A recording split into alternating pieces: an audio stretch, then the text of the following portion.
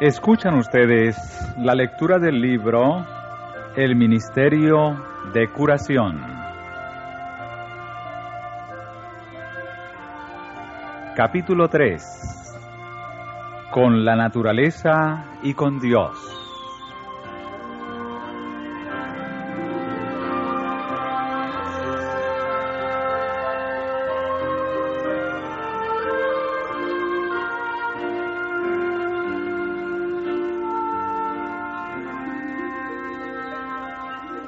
La vida terrenal del Salvador fue una vida de comunión con la naturaleza y con Dios. En esta comunión nos reveló el secreto de una vida llena de poder. Jesús obró con fervor y constancia. Nunca vivió en el mundo nadie tan abrumado de responsabilidades, ni llevó tan pesada carga de las tristezas y los pecados del mundo. Nadie trabajó con celo tan agobiador por el bien de los hombres. No obstante, era la suya una vida de salud. En lo físico, como en lo espiritual, fue su símbolo el Cordero, víctima expiatoria, sin mancha y sin contaminación. Tanto en su cuerpo como en su alma, fue ejemplo de lo que Dios se había propuesto que fuera toda la humanidad mediante la obediencia a sus leyes. Cuando el pueblo miraba a Jesús, veía un rostro en el cual la compasión divina se armonizaba con un poder consciente. Parecía rodeado por un ambiente de vida espiritual. Aunque de modales suaves y modestos, hacía sentir a los hombres un poder que, si bien permanecía latente, no podía quedar del todo oculto. Durante su ministerio, persiguiéronle siempre hombres astutos e hipócritas que procuraban su muerte. Seguíanle espías que acechaban sus palabras para encontrar algo contra él. Los intelectos más sutiles e ilustrados de la nación procuraban derrotarle en controversias, pero nunca pudieron aventajarle. Tuvieron que dejar la lid, confundidos y avergonzados por el humilde maestro de Galilea. La enseñanza de Cristo tenía una lozanía y un poder como nunca hasta entonces conocieron los hombres. Hasta sus mismos enemigos hubieron de confesar: nunca ha hablado hombre así como este hombre.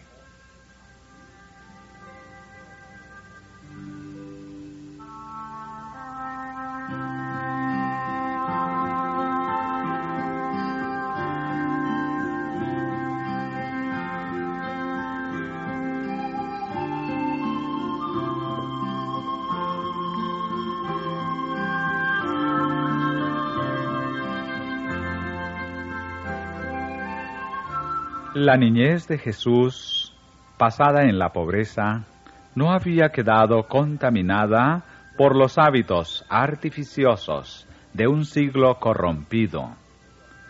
Mientras trabajaba en el banco del carpintero y llevaba las cargas de la vida doméstica, mientras aprendía las lecciones de la obediencia y del sufrimiento, hallaba solaz en las escenas de la naturaleza, de cuyos misterios adquiría conocimiento al procurar comprenderlos. Estudiaba la palabra de Dios, y sus horas más felices eran las que, terminado el trabajo, podía pasar en el campo, meditando en tranquilos valles y en comunión con Dios, ora en la falda del monte, ora entre los árboles de la selva. El alba le encontraba a menudo en algún retiro, sumido en la meditación, escudriñando las Escrituras o en oración. Con su canto daba la bienvenida a la luz del día. Con himnos de acción de gracias, amenizaba las horas de labor y llevaba la alegría del cielo a los rendidos por el trabajo y a los descorazonados. En el curso de su ministerio, Jesús vivió mucho al aire libre. Allí dio buena parte de sus enseñanzas, mientras viajaba a pie de poblado en poblado. Para instruir a sus discípulos, huía frecuentemente del tumulto de la ciudad a la tranquilidad del campo, que estaba más en armonía con las lecciones de sencillez, fe y abnegación que quería darles.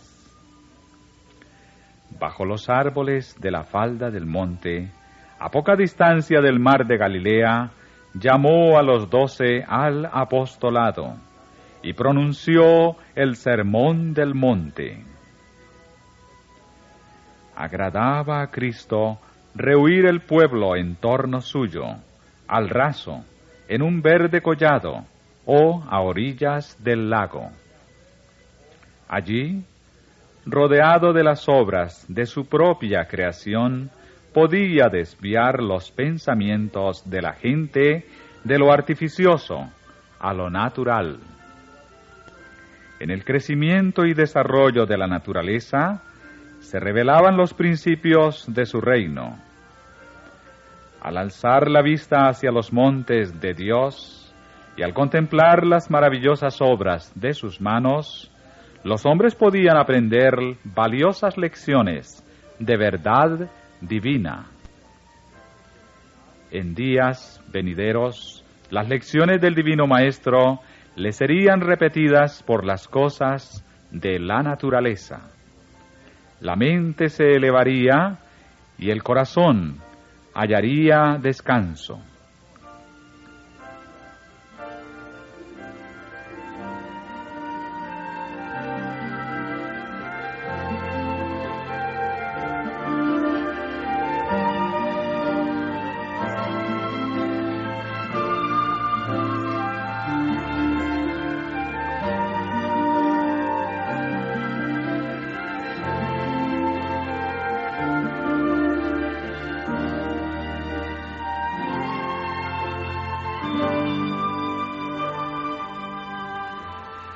A los discípulos asociados con él en su obra, les permitía a menudo que visitaran sus casas y descansaran, pero en vano se empeñaban en distraerle de sus trabajos.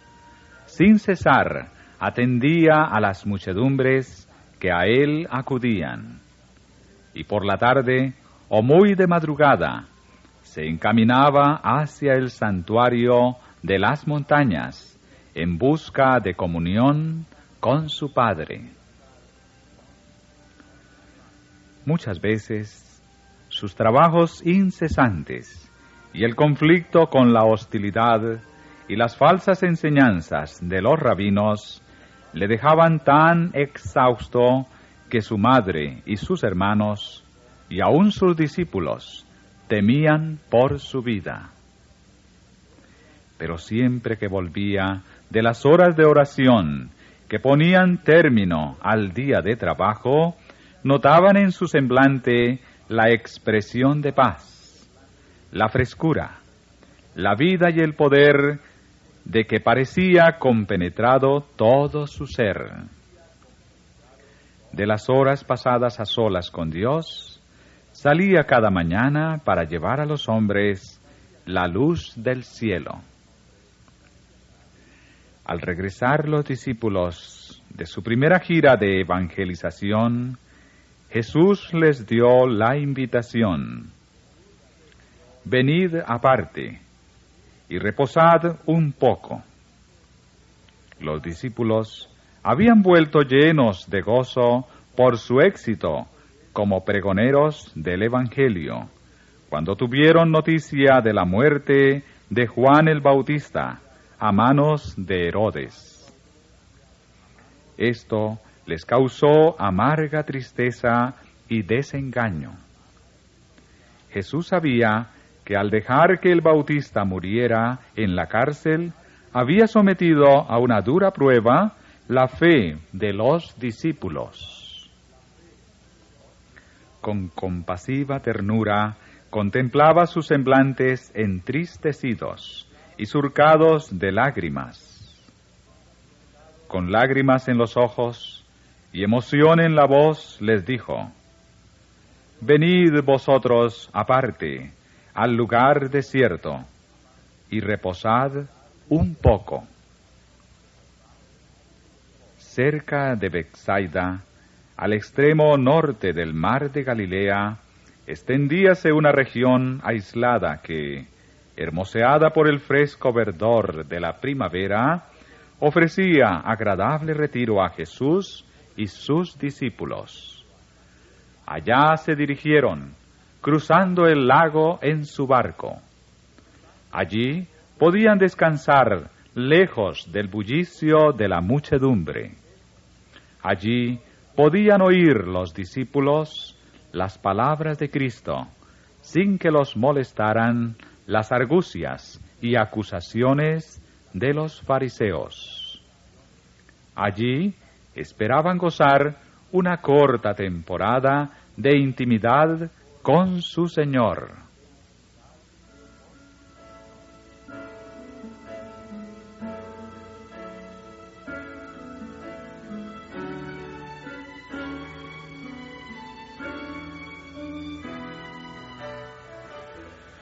Corto fue efectivamente el tiempo que Jesús pasó con sus queridos discípulos, pero cuán valioso fue para ellos.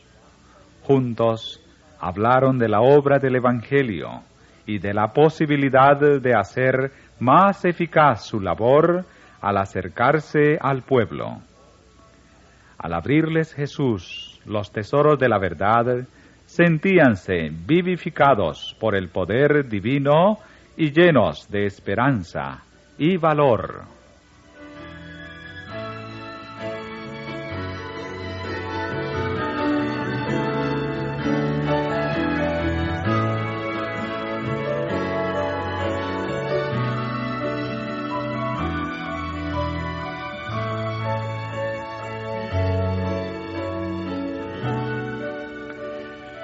Pero pronto volvieron las muchedumbres en busca de Jesús.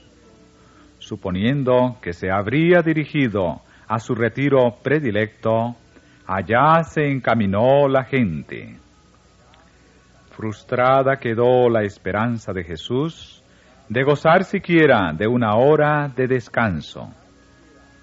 Pero en lo profundo de su corazón, puro y compasivo, el buen pastor de las ovejas solo sentía amor y lástima por aquellas almas inquietas y sedientas. Durante todo el día atendió a sus necesidades y al anochecer despidió a la gente para que volviera a sus casas a descansar. En una vida dedicada por completo a hacer bien a los demás, el Salvador creía necesario dejar a veces su incesante actividad y el contacto con las necesidades humanas para buscar retiro y comunión no interrumpida con su Padre. Al marcharse la muchedumbre que le había seguido, se fue él al monte, y allí, a solas con Dios, derramó su alma en oración por aquellos dolientes, pecaminosos y necesitados. Al decir Jesús a sus discípulos que la mies era mucha y pocos los obreros, no insistió en que trabajaran sin descanso. sino que les mandó: Rogad, pues, al Señor de la mies, que envíe obreros a su mies. Y hoy también el Señor dice a sus obreros fatigados lo que dijera a sus primeros discípulos: Venid vosotros aparte y reposad un poco.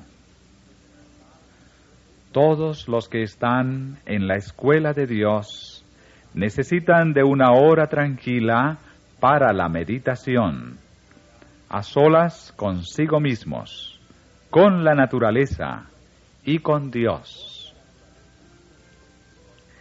En ellos tiene que manifestarse una vida que en nada se armoniza con el mundo, sus costumbres o sus prácticas. Necesitan, pues, experiencia personal para adquirir el conocimiento de la voluntad de Dios. Cada uno de nosotros ha de oír la voz de Dios hablar a su corazón. Cuando toda otra voz calla y tranquilos en su presencia esperamos, el silencio del alma hace más perceptible la voz de Dios. Él nos dice: Estad quietos y conoced que yo soy Dios. Esta es la preparación eficaz para toda labor para Dios. En medio de la presurosa muchedumbre y de las intensas actividades de la vida, el que así se refrigera se verá envuelto en un ambiente de luz y paz. Recibirá nuevo caudal de fuerza física y mental. Su vida exhalará fragancia y dará prueba de un poder divino que alcanzará a los corazones de los hombres.